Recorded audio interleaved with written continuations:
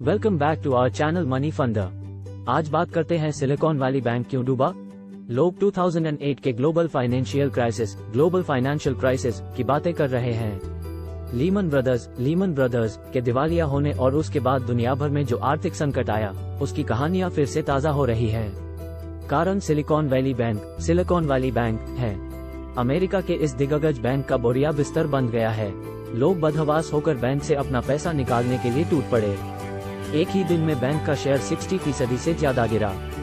यही नहीं, पूरे अमेरिकी शेयर बाजार यूएस स्टॉक मार्केट में भारी गिरावट देखने को मिली। एसवीबी के गिरने को एक्सपर्ट्स 2008 के बाद का अमेरिका का दूसरा सबसे बड़ा बैंकिंग संकट बता रहे हैं। तो आखिर यह अमेरिकी बैंकों में नंबर की हैसियत रखने वाला बैंक गिरा कैसे, कितना बड़ा था ये बैंक? पहले तो ये जान लेना जरूरी है कि ये कितना बड़ा बैंक था। सिलिकॉन वैली बैंक के पास 2 महीने पहले तक $209 अरब की संपत्ति थी। बैंक के पास $179 अरब के डिपॉजिट्स थे। लेकिन बुधवार को जब बैंक ने $2.5 अरब जुटाने की योजना सामने रखी, तो उसके बाद से सब कुछ बदल गया। लोगों को बैंक की वित्तीय स्थिति पर संदेह हुआ और उन्होंने अपने पैसे निकालने शुरू कर दिए। गुरुवार से ही लोग बैंक से अपने पैसे निकालने में जुटे थे। इसके बाद शुक्रवार को अमेरिकी सरकार ने बैंक की कमान अपने हाथ में ले ली और फेडरल डिपॉजिट इंश्योरेंस को बैंक का रिसीवर बना दिया गया। दुनिया भर के स्टार्टअप्स में करता था निवेश। स्टार्टअप्स में निवेश करना बड़ा जोखिम भरा होता है। 1983 में शुरू हुआ ये बैंक स्टार्टअप्स में निवेश करने वाला एक बड़ा बैंक था। टेक्नोलॉजी सेक्टर के स्टार्टअप्स के लिए यह फंडिंग का एक बड़ा सोर्स था। सिलिकॉन वैली बैंक ने 21 भारतीय स्टार्टअप्स में भी पैसा लगाया हुआ है। पिछले 5 से 7 वर्षों से ये बैंक काफी लाइमलाइट में आया। अच्छे रिटर्न के चलते लोग इसमें अपना पैसा जमा कराते थे। साल 2017 के आखिर तक बैंक के पास $44 अरब का डिपॉजिट था। साल 2021 के आखिर तक यह $189 अरब तक पहुंच गया। इस अवधि में बैंक की लोन बुक भी $23 अरब से बढ़कर $66 अरब तक पहुंच गई थी। बैंक किस तरह करते हैं कमाई? जिस दर पर बैंक कर्ज देते हैं और जिस दर पर वे लोगों से पैसा लेते हैं, उसके बीच का अंतर ही बैंकों की कमाई होती है। यानी बैंक ब्याज दरों के बीच अंतर से पैसा कमाते हैं।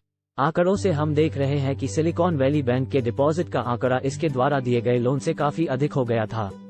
ऐसे में बैंक को किसी दूसरी जगह से कमाई करनी थी।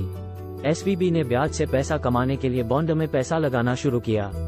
साल 2021 के आखिर तक बैंक बॉन्ड जैसे एसेट्स में $128 अरब का इन्वेस्टमेंट कर चुका था। ले डूबा बॉन्ड का निवेश हम पिछले काफी समय से देख रहे हैं कि दुनिया भर के केंद्रीय बैंक प्रमुख ब्याज दरों को बढ़ाते चले आ रहे हैं। बढ़ती महंगाई पर काबू पाने के लिए केंद्रीय बैंक ब्याज दरों को बढ़ाते हैं। अमेरिका में जब महंगाई 40 साल के उच्च स्तर पर पहुंच गई थी, तो वहां के केंद्रीय बैंक फेडरल रिजर्व ने आक्रामक रूप से ब्याज दरों को बढ़ाना शुरू किया। इससे कम ब्याज दर वाले दौर में इश्यू हुए बॉन्ड्स की कीमतें घटने लगी। सिलिकॉन वैली बैंक यहीं फंस गया। जब अमेरिका में ब्याज दरें 0 के करीब थीं, तब उसने बड़ी मात्रा में बॉन्ड खरीदे थे। यूएस फेड ने ब्याज दरें बढ़ाई तो पुराने बॉन्ड्स की वैल्यू घटती चली गई। हुआ ये कि एसवीबी को पूरा लिक्विड बॉन्ड पोर्टफोलियो कम कीमत में बेचना पड़ा। इससे बैंक को $1.8 अरब का घाटा हुआ। बैंक के क्लाइंट्स पर भी असर पड़ा और डिपॉजिट्स कम होने लगा।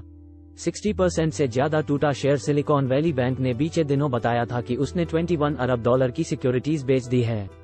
इसके बाद उसने शेयर बेचकर $2.5 अरब जुटाने के प्लान के बारे में बताया। इससे बैंक के निवेशक डर गए। उन्हें बैंक की नाजुक वित्तीय स्थिति का अंदाजा हुआ तो शेयर बेचने लगे। बैंक का शेयर 60% टूट गया। कहा तो बैंक पैसा जुटाना चाहता था और अब वह खुद बिकने वाला है। अमेरिकी रेगुलेटर ने बैंक को बंद करने की घोषणा की है। एसवीबी के बंद होने से इस पर निर्भर स्टार्टअप्स की परेशानी बढ़ गई है। उन्हें अब फंडिंग के लिए कोई दूसरा विकल्प देखना होगा।